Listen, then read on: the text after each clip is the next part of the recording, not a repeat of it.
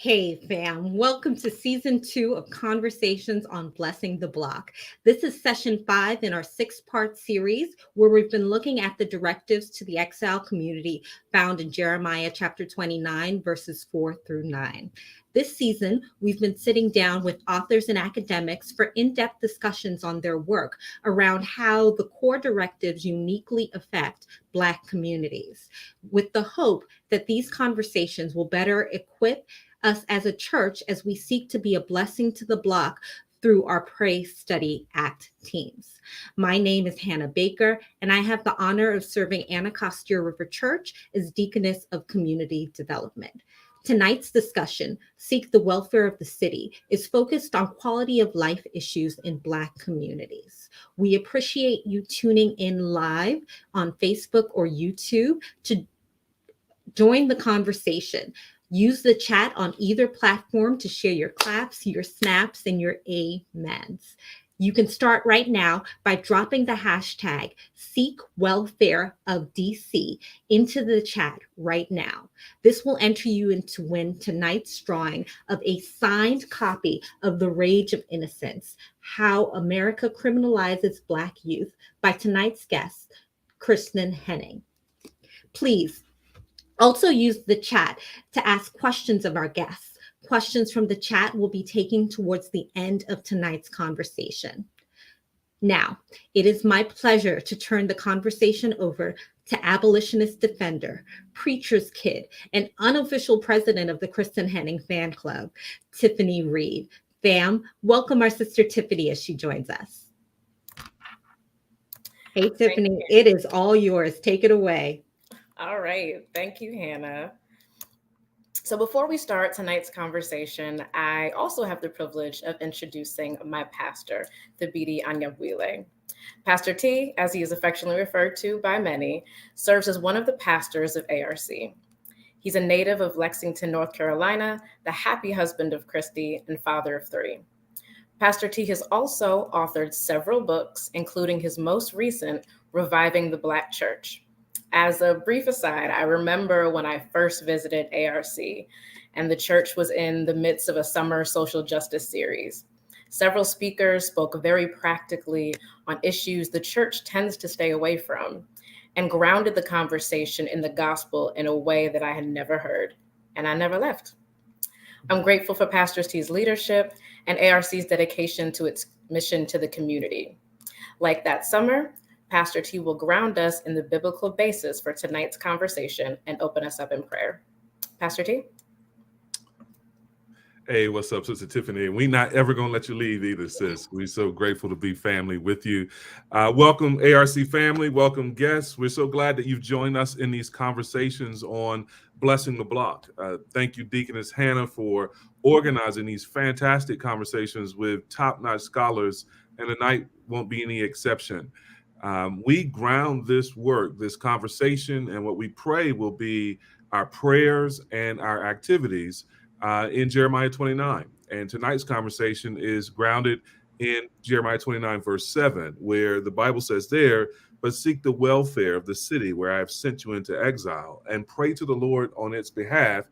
And then it gives this reason, "For in its welfare you shall find your welfare." There's this mutuality that should exist between God's people and the places where God sends them. And we want to express that mutuality. We want to be here for ourselves in some selfish way. We don't want to be in a holy huddle, a Christian bubble. We want to be in the community for the community, seeking its welfare in practical ways, and doing that in the power of prayer. And so we're excited to learn more about how to do that, how to put that into action as we talk tonight with tonight's guests. And as we do that, or before we do that, let me offer a quick word of prayer. Let's pray. Father, indeed, we thank you that your word is sufficient for everything you call us to know and do as your people. And we thank you that your word includes wisdom written in some cases centuries ago that speaks just as relevantly to our very present conversation and context. And we just thank you for that. And we pray that as we talk tonight, you would be glorified in all that's said and done.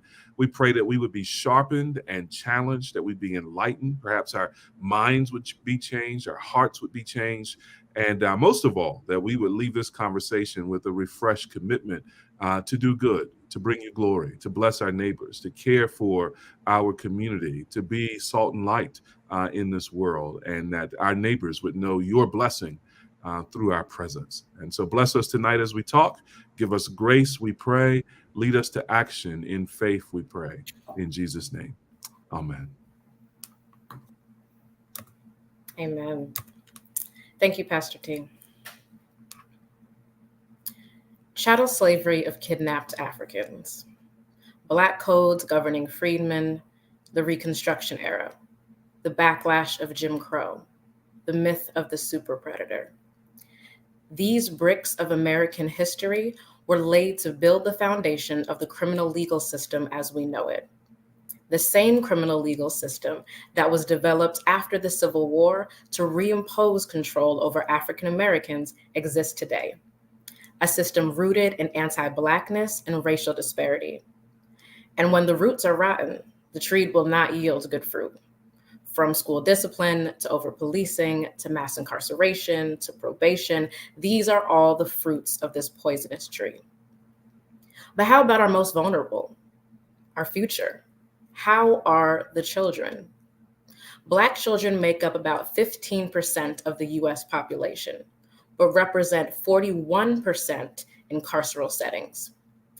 Here in DC, Black children make up 54% of the population, a number that has been declining over the last 5 years, but make up 98% of young people in the juvenile legal system.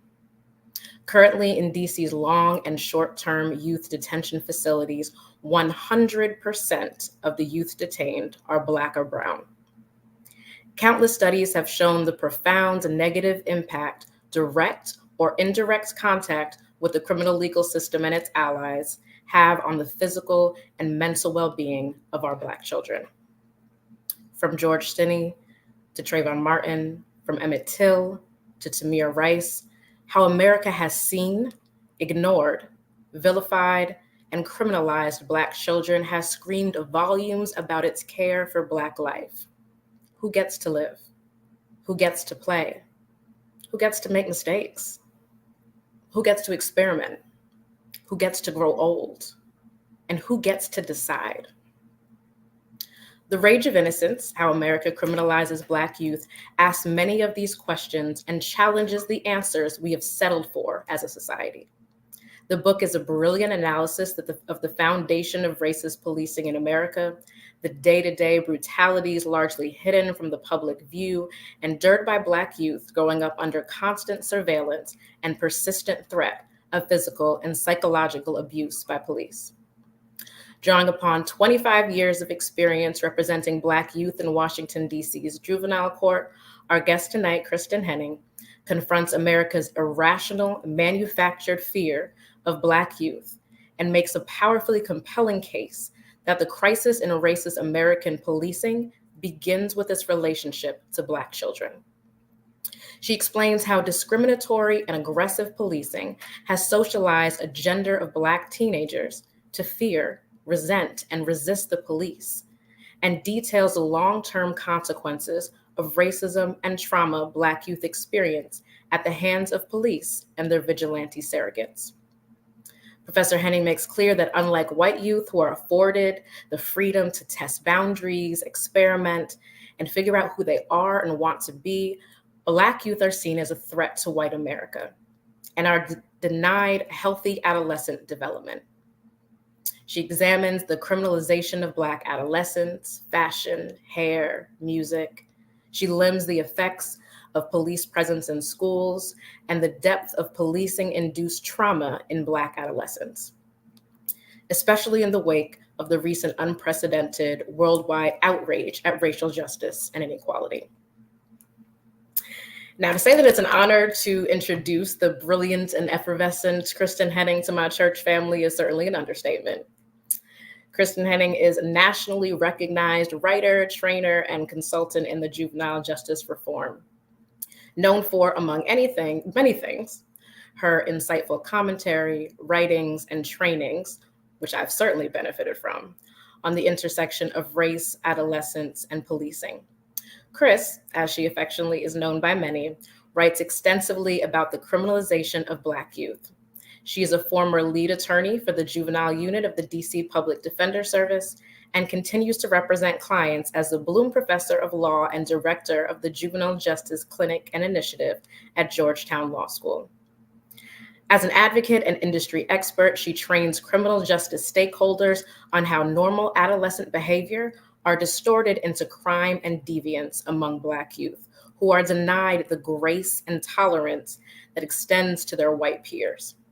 Drawing upon her experience working in DC's juvenile courts, she examines the physical and psychological harms of constant discriminatory and aggressive police surveillance during adolescence, the last period of significant flexibility in the brain, and discusses the devastating long-term consequences criminalization has on the development of Black youth.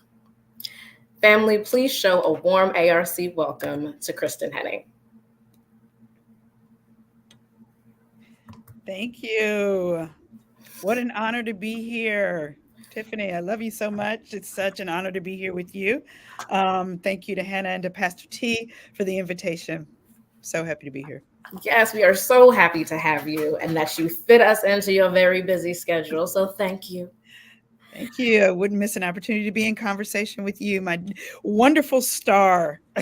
I'm sure you all know, but Tiffany is phenomenal in our community of youth defenders and in part in our personal circle of ambassadors for racial justice. We hand selected Tiffany in our community. So it was an incredible honor to learn that Tiffany was a member of your church and that I would get an opportunity to be in conversation with you. So thank you.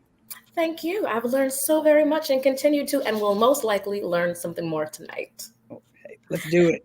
All right, so let's jump right in here.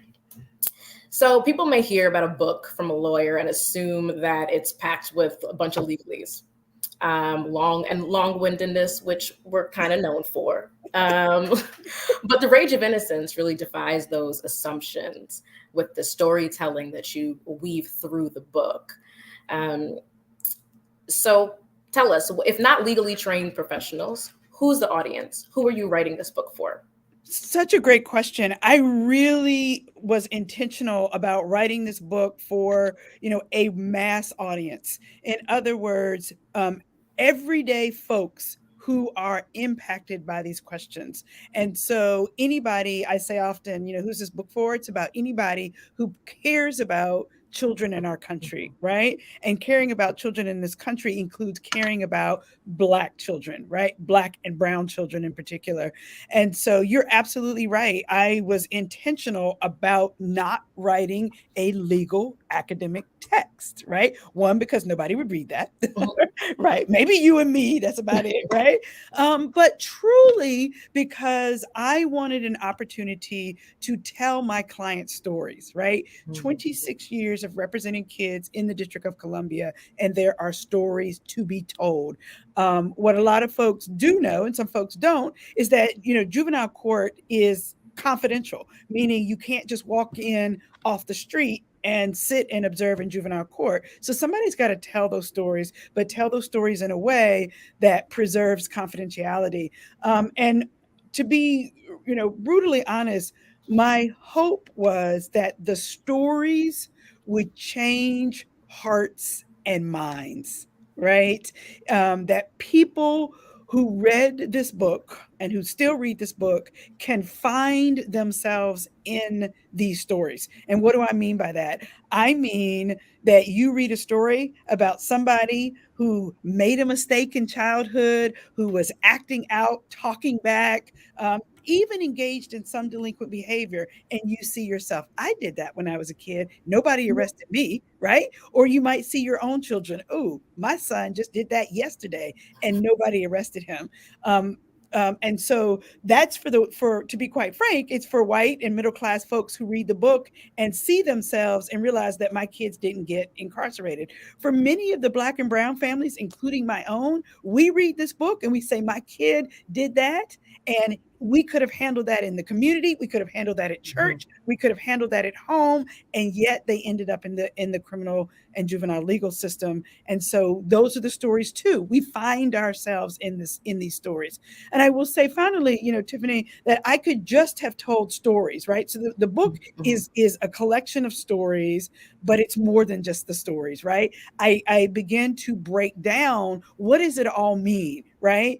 And in plain language, I try to bring in some of the science. So the research on adolescent development told in plain language that we can all understand. The science of racial bias, we can all understand.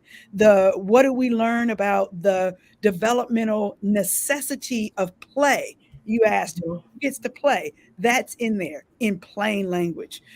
So there's so much in there. So it's not just the stories, but it's the stories and the science, and it's also some of the data. But again, told in a way, woven in a way that is meant to be plain language that everybody can grasp and understand to change hearts and minds. Why is this subject specifically so important to DC? Particularly. Ooh, you started talking about it, Tiffany. Boy, I was like, wow. You said 54% of the population is African-American kids of the youth population. 98% of the young people we see in the juvenile legal system, in the courts in which Tiffany and I practice, are African-American. And you said 100%, of the kids who are detained. So let me just be clear to everyone. I have been representing kids for 26 years right here in our nation's capital. And in that entire 26 years, I have only represented 4 white children. That's it. You ask anybody in the system, you talk to a probation officer, correctional staff, prosecutors, judges, anybody will tell you, you walk into our courthouse and particularly in the juvenile side, the youth side, you see only Black children. That is appalling. Everyone should gasp. Everyone, people who are not from Washington, D.C. think we must have an all-Black city. Yes, we used to be called the Chocolate City, but just as you said, Tiffany, our numbers are declining, right? And percentage-wise, yet that racial disparity persists. You only see Black kids. And so this issue is critically important for DC. When I talk to folks, I tell people who operate in our legal system, we should be ashamed. We should be appalled. We should be embarrassed. There is no justification that the only children who end up in our courts are Black children. And I should say, also people who just don't know the subject sometimes say, well, do white kids commit crime? Of course, you all, so much of the delinquent behavior that we see is a normal part of adolescent development. All across the world, not just across the country, all across the world, you see what we call a crime bump. So in our teenage years, we engage in behaviors that technically meet the elements of a criminal offense because of everything we know about adolescence, being impulsive and reactive. And I'm sure we could talk about that more. So. On that same note, in the book, you make a very poignant comparison, and I've heard in several of your lectures as well, kind of juxtaposing the stories and the realities of Tamir Rice and Kyle Rittenhouse. Oh, yeah. Can you speak about that a bit and highlight why that comparison is so important? Absolutely. So let's just think about Kyle Rittenhouse. If folks will remember, Kyle Rittenhouse is the 17-year-old boy who crossed state lines into Wisconsin, right, to go to a Black Lives Matter protest, right? Or to go to a protest of some sort.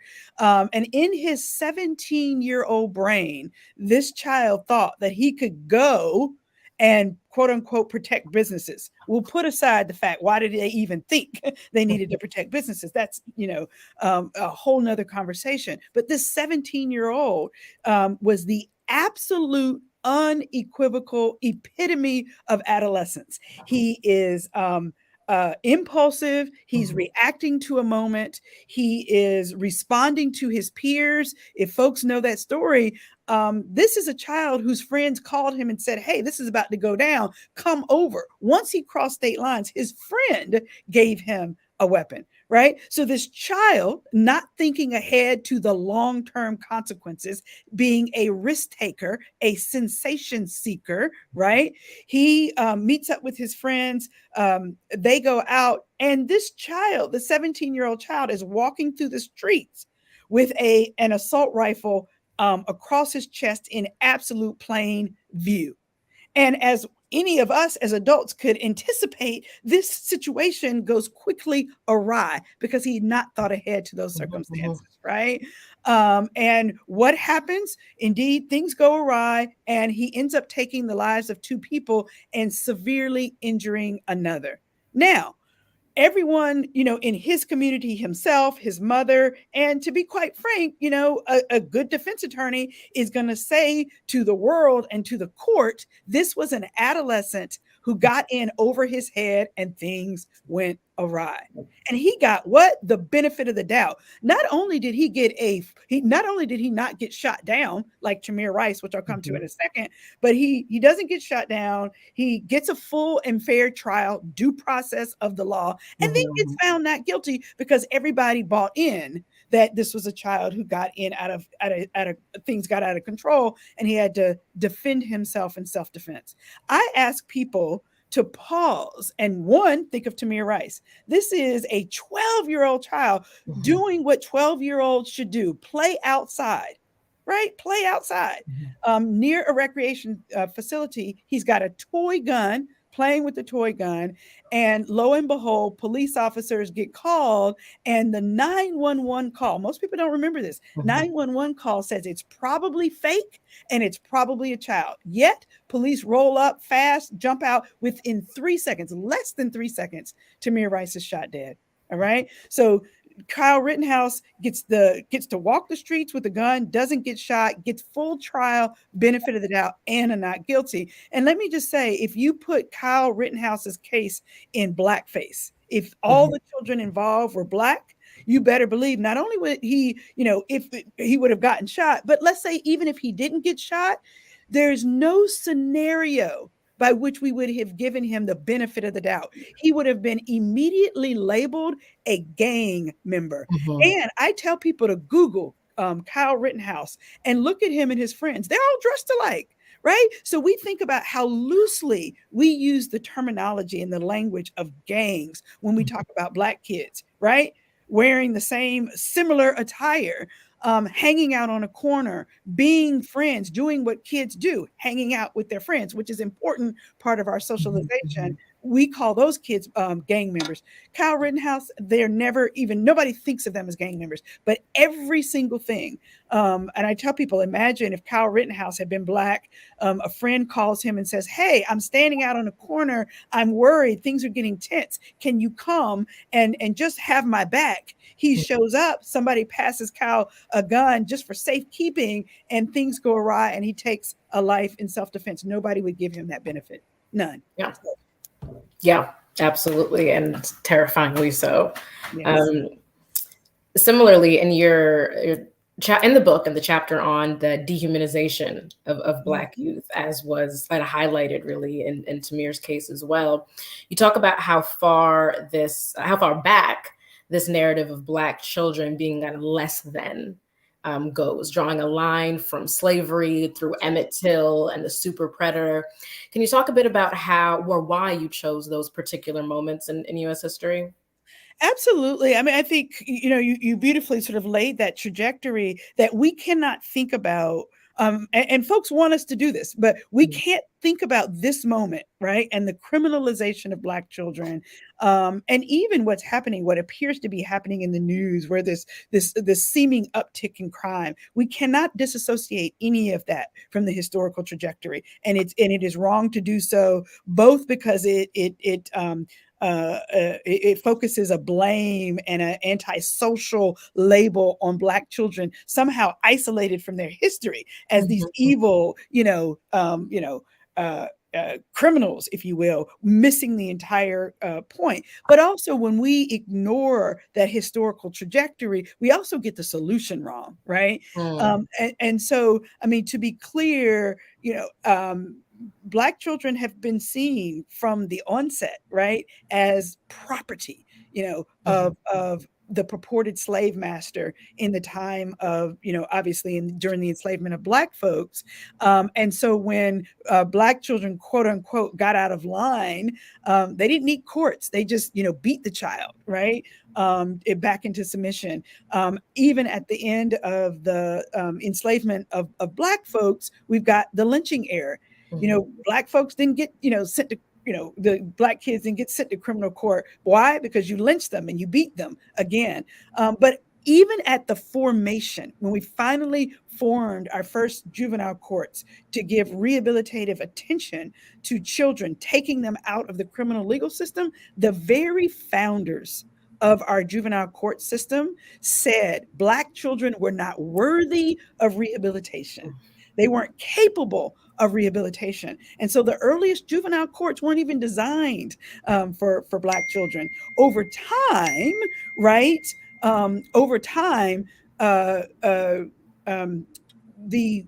The color, if you will, of juvenile court shifted, and they began to, white children began to assimilate. White immigrant children began to assimilate into society, and Black children took over or became the target of juvenile courts. So you see the racialized history right from the beginning. Fast forward to the super predator era, the mid 1990s, we see an uptick in crime, right? An uptick in crime, and the Black children became the target of that onslaught. And Black children, the term super predator was designed for Black children.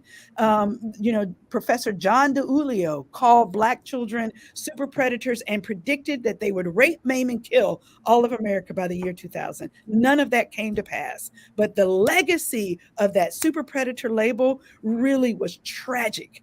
It is the foundation of our current system that allows for the prosecution of children, and especially Black and Latino children, as adults. Right? The prosecution of children to severe life sentences, like life without the possibility of parole. It was the foundation of solitary confinement of Black children. For those of you who know the exonerated five, who were then the Central Park Five, that's the foundation right in the heart of the 90s, in the super predator era, where Black children were those five Black children and the one Latino child were forced to confess to crimes that they didn't even commit.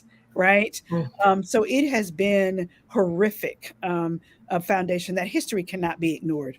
Absolutely. Yeah. And even thinking about John DiIulio and his prediction, you couldn't have been more wrong than John DiIulio was at the moment that he said that. He even tried to walk it back. He at some point, he said, once I said it, it was already out there, and now laws were created and the narrative was already gone, but which is a wild concept. So we talk a little bit about one of your clients. I know in the book you have different names for your clients, but in the chapter about policing as trauma, you talk about Kevin's story. Can you briefly give a quick recap of Kevin's story and summarize why that was important for you to include in the book? Yeah, I mean, Kevin features heavily in this book because he was, in particular, and this is really a DC story. He was at the time that we represented him, really pretty much from his 15th, maybe even 14th year to his 17th year, that in the course of this child's life, this young Black child's life. He had been arrested more than 50 times. I mean, not arrested, I'm sorry, stopped by the police more than 50 times, literally for coming and going, living, breathing, walking in his neighborhood. That's all, right? And I would say out of 50 times, maybe 3 times, he's got contraband, or maybe even 4 times he's got contraband. And when I mean contraband, he's a kid who used to sell marijuana, right? But yet they would stop this kid. He would talk about how he could walk into a convenience store and be stopped and asked, where are you going? Where are you coming from? Where does your mother live? Why are you out here? He could be stopped on the way back out from the convenience store. One of the most profound, and the reason why I have him open the Policing as Trauma chapter is I will never forget sitting right here in this office, our office phone rings, and it's him. And he says, is there a warrant out for my arrest? And we thought it was an odd question because we had just been in court with him the day before. If there had been a warrant, he would have been arrested the day before, but he wasn't. And so we could hear his mother in the background on the phone saying, boy, you're just being paranoid. We come to find out he was, he lives in an apartment. He was sitting in his window looking out, and he could see a police car sitting there with 2 officers. The officers had been sitting there for about 2 hours themselves. He was convinced that these officers were out there waiting for him. And we were like, why? Other people would say to us, well, why in the world if he hadn't done anything wrong, why would he be afraid of officers outside? That's because this child had been stopped so many times just living in his neighborhood that he was convinced. He was paranoid. He wasn't even paranoid. As I said to his mom, he's not paranoid. He's traumatized. He's traumatized from just a history of being stopped and frisked, searched, kneed in his back when he's sitting in chairs in front of his apartment, chatting with his friends, walking to school, coming back. So that's really why we center his story. I center his story in this book.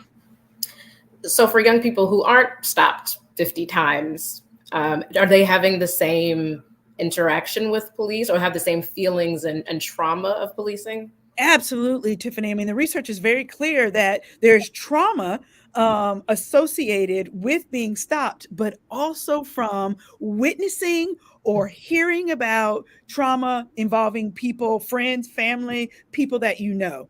The research also shows that even that the trauma occurs even when you aren't witnessing the stops and the police contact with people that you actually know, but by news clips, internet videos that all the kids are watching. So there is what they call traumatic events online, which include police trauma. And there have been specific research involving teenagers, Black and Latino teenagers, watching these videos and showing post-traumatic stress disorder, other symptoms of depression, crying uncontrollably, watching them on one end of the continuum, and on the opposite end of the continuum, kids who are watching these videos and who have become completely numb.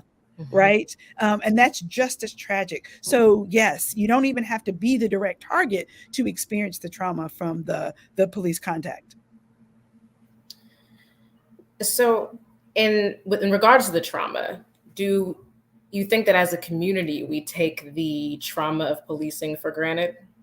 Oh, absolutely. And I think we have increasingly as a society become more trauma focused. We are becoming more attentive, recognizing that young people are suffering from trauma. You see more studies about trauma involving kids. And for many people on this Zoom, I imagine the ACEs, the adverse childhood experiences.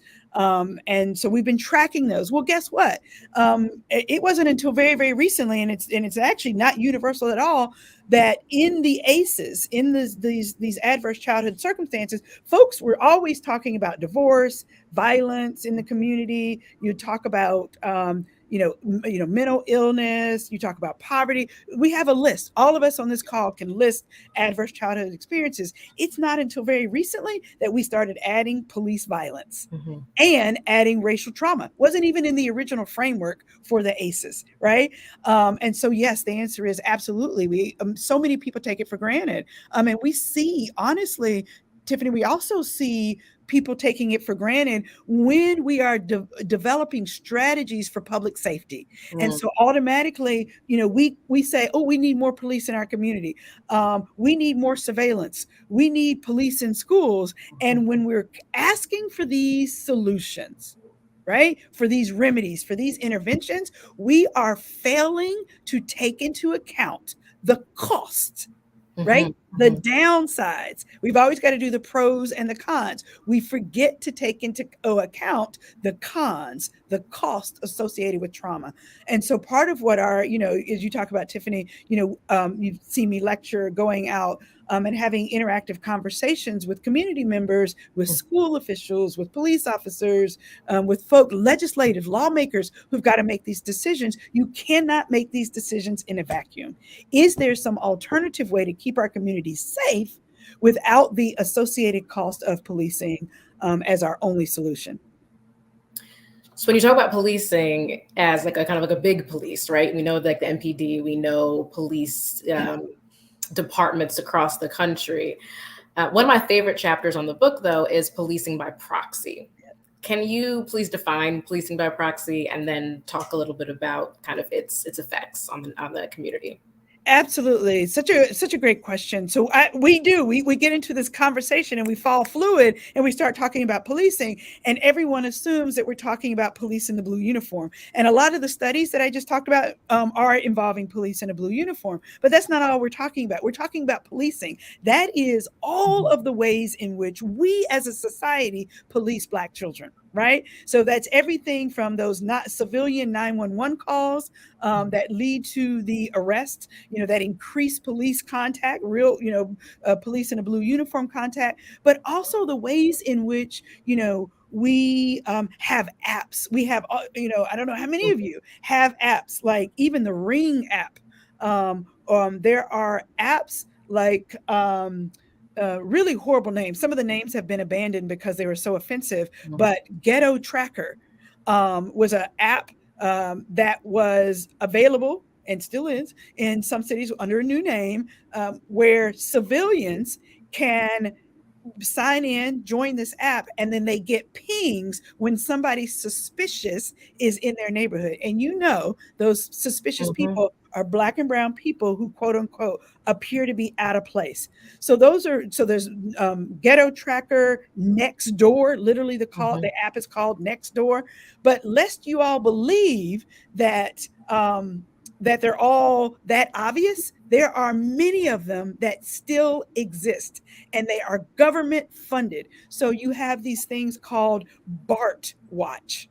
And so, that one is an example from the Bay Area. So Bay Area, and I forget what it stands for. Oh, Bay Area Rapid Transit. That is a government sponsored app that allows you, whenever you're on public transportation in the Bay Area, out in California, if you see somebody suspicious, you can do your little app and everybody is on alert and police are on alert. They're all over the country. So there used to be in DC, they have, some of those have gone away. So the one that was most popular in DC, you can still Google it and find out, it got so much flack, but it was called Operation Group Me.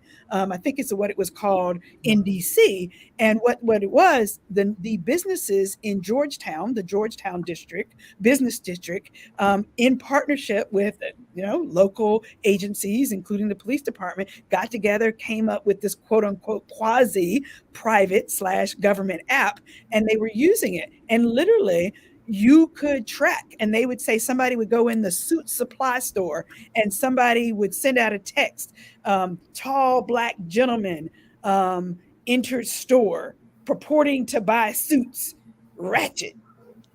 We're like, I'm sorry. And indeed, somebody else might reply, fortunately, somebody might reply, well, the beautiful Black man did buy suits, but many of the responses were horrendous and clearly laden in racialized language. So those are ways. I mean, I'm telling you, and I'm going to just say this too, Tiffany, and all of us are guilty. And even those, Black folks are guilty too. And so the ways in which we police Black youth, think about it. If you pause and you close your eyes and you imagine yourself walking through a park in Washington, D.C., and you see a group of Black kids, a group of Black boys, right? Laughing and talking, high-fiving, maybe rolling around, signifying, doing what teenage boys do. How many of you think, ooh, what are they up to? Right? How many of you become afraid? How many of you cross the street? All of that is a way of policing Black and brown kids. And I always say, when I'm in an audience where I can actually see you, and I say, for a show of hands, how many of you know that those kids know how they're being perceived, right? That's all a part of the policing and the trauma that we're talking about.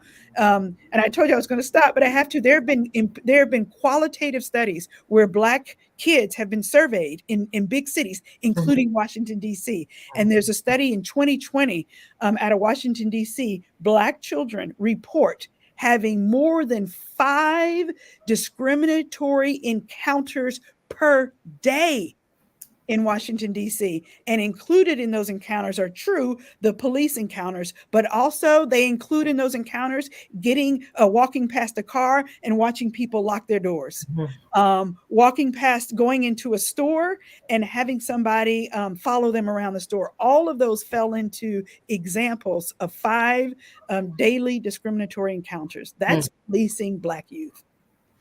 Wow. How do we as a community then, how do we not really insulate ourselves with that, but how do we fight against that, even for ourselves, making sure that we're not the people who are perpetuating these stereotypes or perpetuating this fear of Black children? Yeah, what a wonderful question. I mean, and I take your question as literally us, right? Like as folks in a faith-based community, folks in, who are Black and brown, all the folks, right? And folks who, are of allies, right? Really, first and foremost, we have to get proximate. Right. And we've heard Brian Stevenson talk about that. We talk about that well in our faith community, but that means truly, getting proximate to some child that's not your own. And so I think what we're clear on is that our biases begin to erode when we put ourselves in proximity to young people and remind them that kids are just being kids, right? And so because I work with, young people in the delinquency system, I am just, amazed at what would lead someone to call the police. Kids hanging out, sitting in folding chairs in front of apartment building, laughing too loud, right? That's what kids do, right? So police show up though, and police use that as an opportunity to frisk those kids. So what I'm saying is, how do we as a community, engage and respond to young people? You walk past and you say, I remember when I used to sit out here and laugh, you engage them with welcome and, hey, any of you kids looking for a job, right? How about we approach that group of kids differently? I've got some opportunities. I've got some community service. I've got some, extra food over here. Invite the kids in, call them into the space, right? Instead of, fear. So that's one thing, getting proximate so we can see and remember what it was like to be a kid. I think another thing, in addition to providing, resources and opportunity for young people is just checking ourselves. So doing that whoa, stop, think. I talk about all the time, whoa, stop, think. So if I feel that sense of fear, why do I feel that fear, right? So checking ourselves on bias. I think another thing we can do as a community is engaging. What you all are doing is beautiful. I love, hats off to Riverside, right? Is having conversations like this where we all, Anacostia River Church, having conversations like this, right? Where we are talking about the biases and calling ourselves in and holding ourselves accountable. I just think some of the things that we can be doing. Yeah. And earlier when we were talking about kind of like not only the police in the blue uniform kind of being a part of this, but also as we're just entering in society and interacting with Black children, how we should be treating and interacting with them. Can we talk a bit about the police in schools and why that, because many people can have this thought that they see the community, they think it's so dangerous, and therefore police are going to preserve safety in these places and not thinking about other alternatives. What are some of the long-term consequences or even short-term consequences of police being in schools and schools being looked at or kind of conceived almost as if they are in carceral settings? Absolutely. They're absolutely perceived as carceral settings at this point in society. Mm-hmm. Let me just say, we as a community, one, America writ large, right? And really, in our city, for sure, we labor under a false belief that the only way to keep our kids safe in school is through traditional law enforcement strategies, right? So through police in schools, through traditional surveillance equipment, really treating kids like they're in lockdown during the day. That is a fallacy that we have bought into all across the country. And hear me clearly, this isn't an anti-police conversation. It's just our very narrow, myopic view. And so you asked the right question, Tiffany, like, what are the alternatives and what are the costs? We're not asking those questions, right? So the alternatives are, both for school safety and for community safety, is a public health approach to school safety. So what in the world does that look like? That means that we have to invest in meaningful or cultivate meaningful relationships between children and adults, right? So that children feel safe and connected to the adults in that school space. That's a piece of the framework. Another piece of the framework is we have to have a trauma-informed response to, or not even response, but a trauma-informed strategy, proactive strategy for school safety. That means we have to have a continuum of care in the school space that recognizes that children today are experiencing more trauma than ever before, right? That's the starting space, right? Recognizing that we've got to attend to those mental health needs. Another part of the framework is it's got to be racially just. As I keep saying, or I've at least said once in this conversation, kids are aware that they're being treated differently. When you are aware you are being treated differently, that erodes respect for authority, right? And respect for the safety of others. So we have to treat kids with respect, dignity, and equity if you want them to treat you back with respect, equity, and dignity, right? And then the fourth aspect of the frame is that we have to have a restorative framework. That's a part of the public health framework, is restorative. It's building and bridging and restoring those relationships that have already been broken in the kid's life, outside in the community, in the family, and in school. That's a part of what the school's got to do. So we've got to invest our resources in that. What does that look like on a very on a very practical level in the school? It means, again, that continuum of mental health services. It means peer mediation. It means counselors, vocational specialists on the school. It means behavioral tech specialists in individual classes. It means, and that's an investment of resources. But you all, we're paying that much money or more on policing. Policing is more expensive. Surveillance equipment is more expensive. If we would put our money in the public health approach, we would be better off. We need in those schools that really are experiencing violence, then violence interrupters, credible messengers. Those are the solutions that have been demonstrated to work. And to work with less costs, as you asked, without the trauma, without the referrals of kids. You asked what the costs are. In addition to the trauma, it's an increase in suspensions, it's increase in arrests. It means that teachers, understandably, begin to delegate their disciplinary authority to the police officers in schools. So there's a lot of costs. It's the cost of lost instruction time. It's the cost of when kids are suspended and expelled from the school, they end up in the streets and engaged in delinquent behavior. So the costs are many. When we over police our kids, we actually increase crime instead of reducing crime. Before I get to this next question, I will encourage everyone, if you have questions, please drop them in the chat. I'm not actually looking at the chat, but I will in a minute. But in speaking about the erosion of, of respect for authority, in your chapter, A Contempt of Cop, you plainly state that disrespecting a police officer is not a crime, period. Right.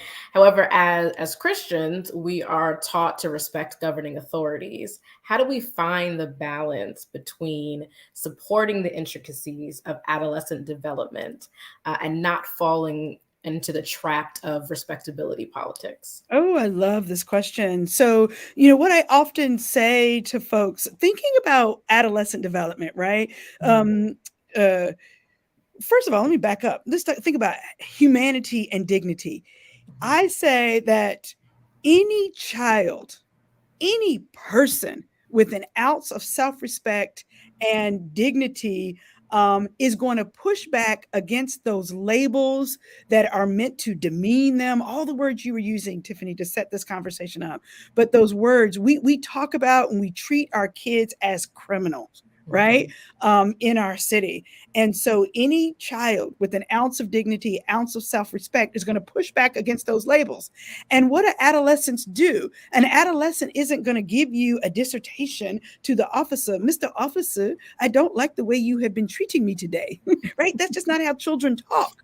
And instead, they do what children do, and they talk back. Right? They use sometimes profanity. They use anger. They use frustration. Sometimes, and we haven't even talked about children with language disabilities, learning disabilities, emotional disabilities, who don't have the language and sometimes don't even have the capacity to really name what's going on, but they know that in the presence of an officer, they feel anxious and they feel afraid and they react. Right? And so it's understanding. When I train police officers, I talk about meeting, you're the adult. You have to meet children where they are. And even though they won't express themselves sometimes the way we would as an adult, right? They are expressing themselves and their hurt and their pain, and they're expressing their dignity. They're self-asserting their right to walk about their own neighborhoods and go to their own schools and to go to their own convenience stores. And so we have to figure out a space to allow that. Right. And so as a church community, as a faith community, maybe it is inviting kids in to have a focus group to talk about what is it that they're seeing with police in their community in Anacostia, right? What strategy, asking the kid, what would you like to change? How can we help you? Right. Or if kids, sometimes they don't want to come into the space, that you got to meet them where they are, maybe meet them. Hey, love to feed you guys. If you would talk to me about how to improve police relations, maybe go to the basketball court, take some food, sit down, offer up something, right? Give them something. Maybe it's going to meet them at their school. What's the local school in your community? Having that conversation, offering, volunteering to have an after school program for extra credit or for pizza. We do it. We, connect up. Who's the social studies teacher? Who's the civics teacher at the school? There are people who are happy to partner around these conversations, right?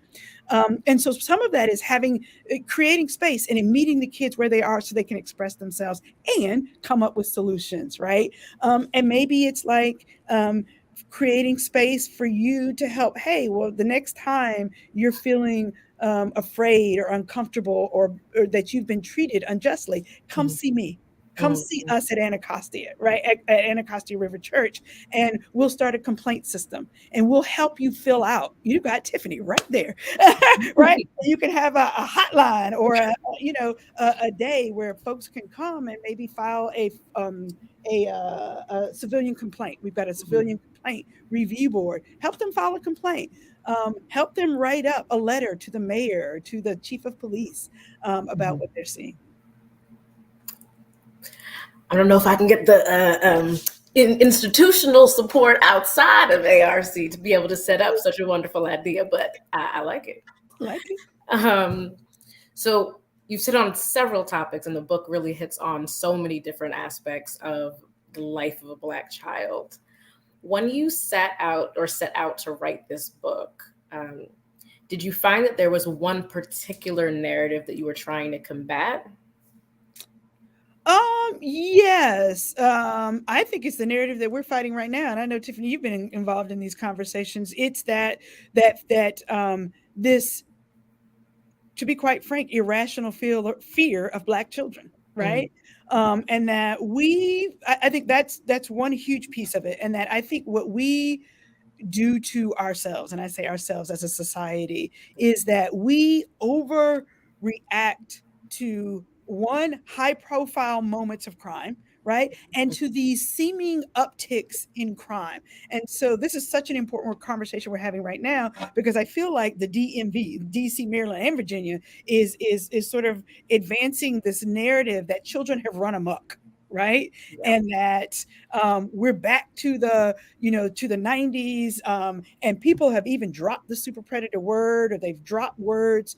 And the reality is that we are nowhere near, even as there is a bit of uptick in, a carjacking, a bit of uptick in some of the shootings, but that we are nowhere near where we were in the 90s. Let me also follow by that to say any one life taken is too much, is too many, and any one car stolen in a way that terrifies the community is terrifying, and we should do something about it. But that we as a society overcompensate, we overreact in these moments, and we withdraw all of our support for best practices. We withdraw all of our resources around what we know best, i.e. the public health approach is better. And instead, we reflood our community with police and with stops and frisks and severe sentences and detention of children. So we punish the whole for the sins of the few.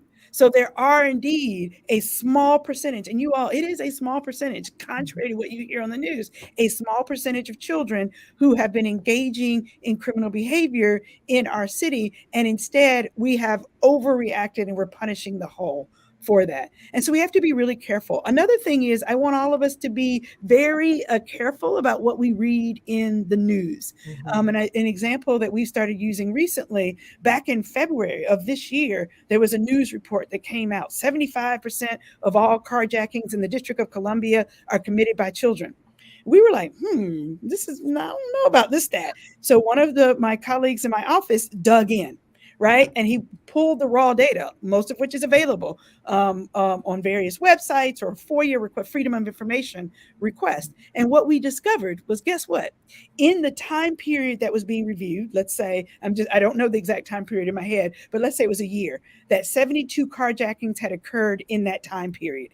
Only 4 arrests had been made of those 72. Well, first of all, that should have been the headline, that we've only arrested 4 out of the 72, but that of those 4 arrests, 3 of the 4 arrests were children. And so the narrative became 75% of all carjackings in the city were children. No, that is not a fair extrapolation by any stretch of the imagination, right? We don't know about the rest of the 72, but what we're pretty certain is that kids are far more likely to get caught. So those 3 arrests represent the fact that they got arrested, that they got caught, right? Instead of the adults. And we just haven't seen that children have been responsible for most of the carjackings that you see. So that was just a story from February. So being honest and digging deep and not accepting everything that we're seeing. Yes, we've got work to do in our city to make our children safer and responsible members of our society, but that's through a public health approach. I mean, the fact that there was 3 kids, we joke around in our office all the time and say that kids are horrible criminals. That's right. They're just bad at crime. Right. They'll do the craziest things that think are going to protect them, and it's like, no, baby, that's not it. That's not going to help you. That's right. That's right. So I remember early on, I guess this was as you were writing the book. I remember going to a training that you mentioned you were in the process of writing the book. And at that time, I believe the book was called like Arrested Development. Yes, you remember well. Oh I have my goodness. notes. I have my notes from back then still. I still consult them. That's right. I love it. So can you talk a little bit about how the Rage of Innocence better encapsulates what the story that you were trying to tell through the book? Absolutely. So part of it, I should tell you that Arrested Development, that was what I wanted to call it, but there were two problems with it, right? I don't know if y'all knew, I did not know at the time there was a TV show. And people are like, you cannot call your book by that TV show for a variety of reasons. You'll have to Google. So that was one major problem with it. But the Rage of Innocence actually ended up being spot on, right?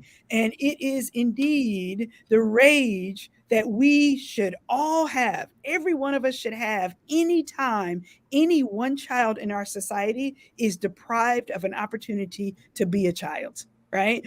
But it's also the rage of innocence that we've actually already talked about. It's that child, right? The rage that any Black and brown child would have when they are labeled and treated as criminals, treated as if they should be isolated, treated as if they are less than human, right? That is the natural rage that any person with an ounce of dignity and self-respect should have. And then they respond in turn. So it's very much connected. There are a lot of sort of subtleties with the Rage of Innocence that I really, really like. It was also a play on the Age of Innocence, which is, you think about sort of just the opposite, the wealth and the bucolic, entitlement, the Western entitlement to this opportunity to just live out and be innocent, right? The Age of Innocence, but that's not what Black kids get. It's the Rage of Innocence, taken from them, stolen from them. In the book, you also talk about kind of the invention of adolescence and how, as you were just discussing, how that, kind of Western idea and the ways in which some people get to play and some people don't. Can you talk a little bit about how that came to be? Like, what was the history behind this invention of this new class of people? Absolutely. And I'll tell you, I stop saying absolutely. I'm sorry. I get into my little tics. Professors don't do that. Until I wrote this book, I actually took for granted that adolescence existed not adolescence existed. I took for granted that our development occurred in three stages: childhood, adolescence, and adulthood. When we did the research, I had no idea that adolescence is a relatively new invention. The word even adolescence wasn't even very commonly used or understood as late as the 50s. It became really popular in the 50s. What we learn is that adolescence is a social invention. Before the Industrial Revolution, indeed, childhood and adulthood were the two stages of development.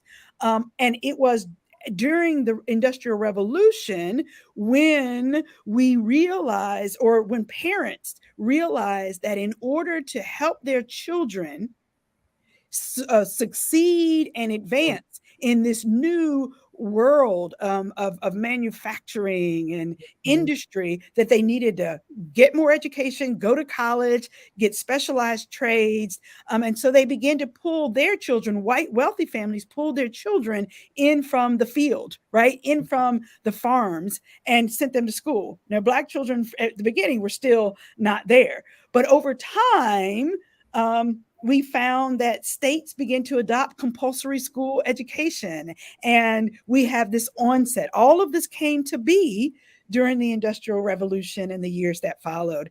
And so adolescence was an invention. It was an invention by white, wealthy, middle class. And it was adolescence became this time of extended free time, extended learning, an opportunity to test boundaries, test limits, all without having the responsibility of work.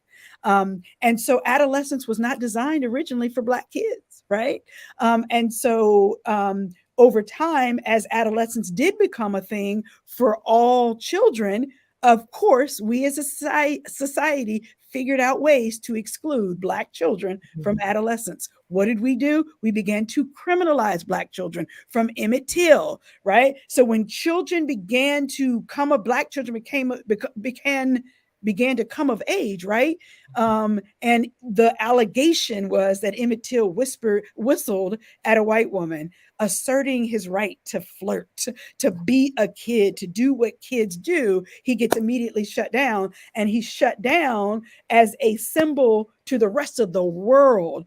All Black children, stay in your lane, right? We're not going to let you invade our space and engage with our women. It is also critical that Emmett Till was lynched after Brown versus Board of Education, right? Under the heels of this movement to integrate schools. So all of this, none of this is happenstance.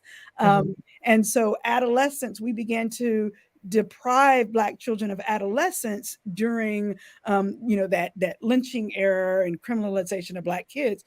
And Tiffany, I don't know if you see, there's a question in here in the comments. That's a great one. Are there particular ways in which Black girls are uniquely criminalized? And I think it just ties in with what you just asked about how do we go about depriving kids of adolescence. So indeed, Black girls. So I want to say something about the book that people ask me all the time. Do I have a special chapter on Black girls?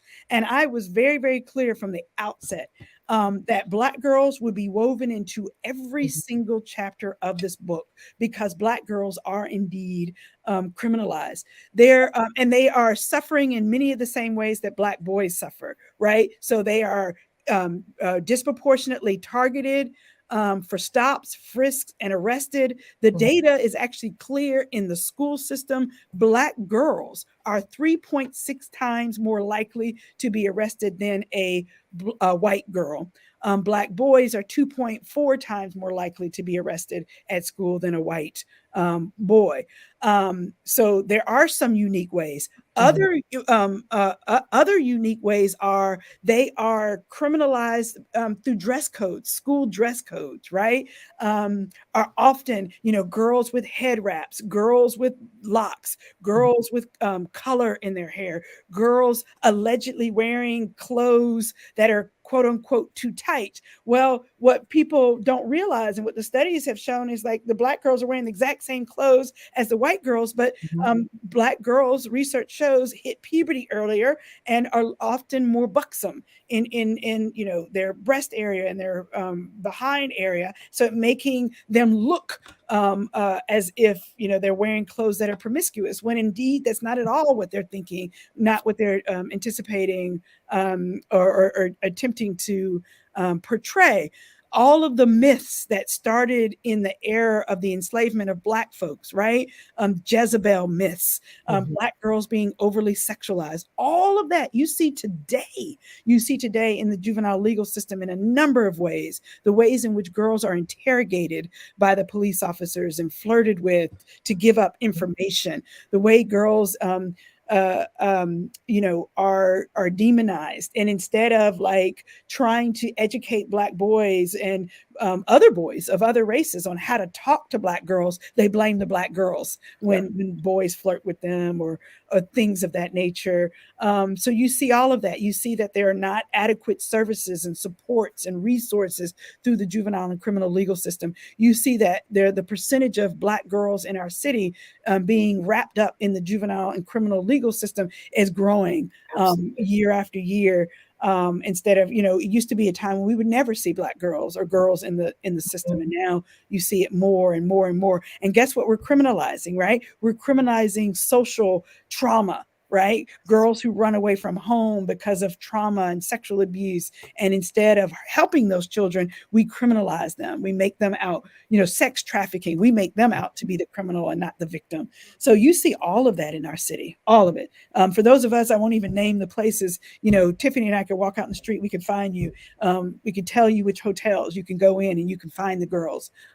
Instead of going out and helping those that go and raid. And I will say, to our city's credit, we are getting better at that. We really are. We have Hope Court. We have courts that are specializing in trafficking, in interrupting the trafficking. So I don't want to overstate that because we have seen progress. But that's what you see across the country. And DC has taken some steps to help improve that. Yeah, I mean, and that number is seeing that number increase in real time has been wild. It is. Like even I'm thinking about the like shorter term detention facility, the youth services center, like they had like too many girls on the units and they were having cots in classrooms. Yes. As far as housing them, just I mean as recently as last week. Wow. So thinking of the community that we're talking about more specifically, our church community, Frederick Douglass once said that I prayed for 20 years and I received no answer until I prayed with my feet, prayed with my legs, I think. And as people of faith, we know the gospel has feet. What are 3 ways we can pray with our feet, or 3 things that we can be doing about the issues that we're talking about this evening? So I want to go ahead and get proximate just because I have to, but I'll save that one for last. I think part of what we as a faith community really have to do is be educated on the issues, right? Mm-hmm. And become often sort of storytellers, right? Mm-hmm. Narrative conveyors. Like we are sitting with our Black children in our churches and in our community. So how do we tell that story of Black childhood? And when I say that story of beauty and resilience and, power and achievement, like that has to be a part of what we are doing to resist the narrative, the super predator narrative that we are seeing resurface. We have got to be out front about who our kids are and figuring out ways to share that narrative. I think, second is empowering children to have space, right? And I would say space in 2 ways. So that gives me 2. So that gives me 2 subparts before I get to my third. Is when I say space, I've already talked about space to tell their stories and come up with an action plan. Because if you want to know how to make the world a better place for Black children, ask them. Right? Ask them and come up with an agenda and a plan that is driven by them. So that's part of what I mean by space. But then the other part of what I mean by space is a healing space, right? A healing space, maybe bringing in, counselors and therapists that the church, hires or contracts with or secures as pro bono or, for free services for a day of healing, right? And having young people who have been traumatized through criminalization come and just talk and just get help and just get therapy, maybe in a safe space and using different words that don't run them away. Sometimes kids talk about therapy and they're afraid of it. I'm not crazy. I'll have my clients say, but can you create that healing space? Art therapy, music therapy, for kids to come and talk specifically, as you said, Tiffany, that we take for granted the racial trauma associated with policing and criminalization. But let's have a day of racial healing arising out of that. And then my third final sort of, you asked what the top 3 things we can do. One of them is I say, a friend of mine, a psychologist friend of mine said to me once, and I've never forgotten it, that every single child deserves at least one irrationally caring adult in their lives. Such a powerful point. And I would take it a step further and to say that every single child would do better with a team of irrationally caring adults. And I almost get emotional every time I say it, because what do I mean by that? That I mean is a recognition that every one of us, when we were kids, we made mistakes. And I love what you said, who gets the right to make a mistake in our society? Who gets the right to grow and mature and develop? It's those kids who have an irrationally caring adult in their lives that no matter what you do, no matter what mistakes you make, no matter even if it's a serious violent crime, I'm still going to love you, care for you, support you, pray for you. Now I might redirect you, right? I might give you guidance and I might give you support, but it's going to be in love. It's not going to be shaming you, embarrassing you, putting you under the jail, recognizing that, no one is bad as the worst thing they've ever done. Right. And that's something that I learned when I used to be at the DC Public Defender service like Tiffany. And that's one of the things we learned. Like, you just grow up with that. Nobody's as bad as the worst thing that they've ever done. And I got to tell you, even some of the kids, and Tiffany knows this, even some of the kids you read about carjacking cases that, sound horrendous. Somebody even dies in the carjacking. And then you find out that kid's story. That kid is a kid who often has been traumatized and who's been hurt, and who's lived a life as bad as consequential and as harmful, as painful as someone who's died, right? Who they might even just be, an orphan in our cities. Not to excuse their behavior, but to understand it, to move forward with grace. And people don't realize that there are two sides to every story. Right. My heart goes out to every victim who's died in our city, as a result of gun violence. But it also goes out to every single child who has committed that crime. And we've got to, as a faith community, remember that. Absolutely. I think I often think about my clients, and none of them started as like the alleged perpetrators. That's right. They were all victims first. That's right. Every last one of them. That's right. That's right. So my last question is, it can often, especially in the work that we do, and even just having these conversations and living in the community that we live in, feel hopeless to look at the origins, the trajectory, and like the current state of criminalization for Black children. How do you stay hopeful? Largely because I have to. And I would say it's also the way I was raised. So, I love being in church spaces. Someone also taught me the 5 F's: faith, family, friends, finding your tribe, and fitness. And I could just take them in any order. I'll end with faith. But fitness is not just physical fitness, but it's the mental fitness. Every single one of us who is doing social justice work, your church community doing social justice work of helps and service, needs a year of therapy. Even if you've never experienced anything traumatic, just because it gives us a framework for how to live, right? And fitness, I talk about physical fitness, just getting out and engaging with the outdoors and with nature and reconnecting with God, our Father, right? That's all a part of what it means to be fit. And I think about family being the folks who, you're serving and you're helping. You've got to get that love and get that support from folks who give you, hopefully, ideally, prayerfully, unconditional love. Friends who make you laugh in the midst of all the trauma that we are fighting for as we're fighting for justice. So, can I get that moment? Can I get that breath? Can I laugh? And you talk about the right to play. We have to, our friendships, we need to think about what our adult friendships look like and model that. Make sure our young Black and brown children get that opportunity to play and to laugh and to run and to rip and to roar and to be creative and to be silly and to be dumb, because that's what we got to do. So, it's a model for how we stay sane and how we relieve stress, right? So friends are important. Finding your tribe, it means, and I think you all have probably found it in ARC, right? And so I say, this work is hard. You've got to find like-minded people. I go out and I talk to folks and my heart bleeds because sometimes they don't get what I'm saying. They don't understand how much our Black and brown children, but I come into spaces like this one and I find a safe space. That's what I call finding my tribe of people who share my purpose, my mission around justice. And then finally, faith. And I live by this motto. I could not do this work without faith, right? Which is, and I know, for some people it sounds trite, but I say it, all the time, as Dr. Martin Luther King Jr. said, the moral arc of the universe is long, but it bends towards justice. I have to believe that. If I, that's what I meant by, I have to be hopeful, because if I'm not, I can't do the work, right? So that's how I find hope. I would add one that doesn't fit my 5F framework, and that would be the kids that I work with, even just being able to help one child.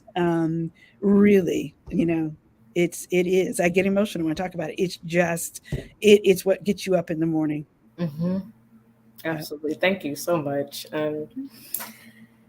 So Chris, thank you so incredibly much for sharing your insights and your brilliance and your wisdom and experience. I hope that we can have you back soon. Yeah, happy to If not, come I'll on. just pop up and keep stalking you.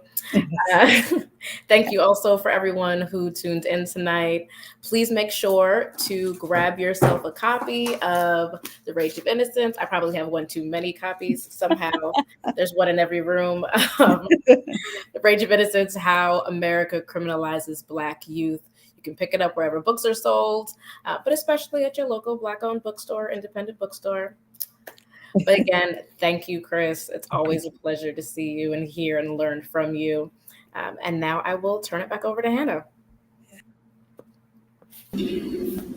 Thank you so much, Tiffany. I am truly grateful for your wisdom and expertise in leading us through tonight's conversation. Fam, you know what to do. Please show our guest, Kristin Henning, and Tiffany some love. I hope that everyone was as challenged and encouraged by tonight's conversation as I am. Before we leave, I want to bring to your attention a partner who's doing the work in the juvenile justice system.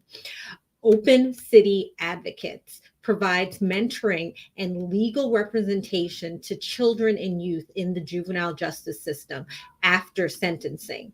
They assist clients with reintegrating into their families and communities after incarceration, while also fighting for a fair and compassionate justice system. OCA was founded in 2005 to address the racial inequities in DC's juvenile system. Their clients have been sentenced to the custody and supervision of the DC Department of Youth Rehabilitation Services, that's DYRS. This means that they are wards of the city, oftentimes until age 21, and that their placement and services may change several times with little court oversight. OCA ensures that no child has to confront these complex bureaucratic systems without specialized counsel and holistic advocacy. Some ways that you can support the work of OCA. Pray. Pray for the lawyers at OCA who work intensively with justice-involved youth. Study. Educate yourself on unique issues regarding the juvenile justice system here in DC. Reading The Rage of Innocence is a great place to start. And act. If you have any specific talents or skills that could be of support to a small nonprofit, reach out to them. They would love to hear you and have your support on their team. More information about Open City Advocates can be found on their website, opencityadvocates.org.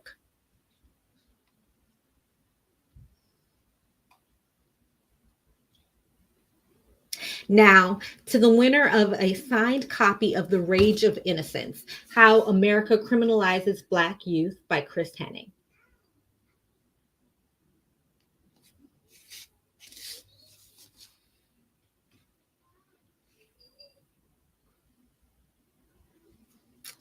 You know what? We're going to run that one more time.